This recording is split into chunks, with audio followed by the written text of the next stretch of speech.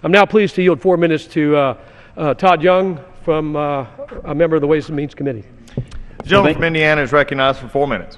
Thank you, Mr. Chairman. Thank you for your leadership on this issue. Mr. Speaker, I rise today because this is an essential issue that affects groups in my home state of Indiana as well as groups throughout the country.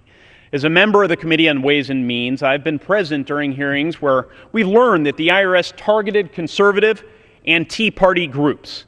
During those same hearings, I've shared letters and documents that showed some of the targeted conservative groups were my fellow Hoosiers. Now, regretfully, it appears that the IRS, rather than holding those responsible for this targeted sort of activity, is seeking to make political targeting part of their standard operating procedure. The recently proposed IRS regulation that pertains to these 501c4 groups is designed to do so in a way that clearly inhibits their First Amendment activities. Now, 501c4 is the section of our tax code that many of the conservative groups tried to file under. They can't file as 501c3s because that would limit their ability to engage in grassroots lobbying. They can't file as 501c5s because they aren't a labor union. They can't file as a 501c6 because they aren't a chamber of commerce.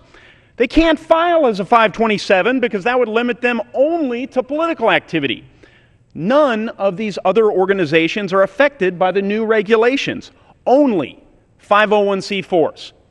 Now, this seems curious to me, and the regulation seems aimed at preventing such groups from engaging in civil discourse.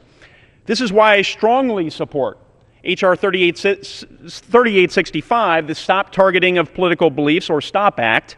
This bill doesn't say that the IRS cannot regulate this issue, or even that they should not regulate this issue. Instead, it just tells them to wait until the investigation into this targeting concludes before discussing whether any changes to the rules are necessary. It's eminently reasonable. It would help protect the political speech and the civil rights of my constituents and those around the country. I urge my colleagues on both sides of the aisle to support this bill, and I yield back. The gentleman from Indiana yields back.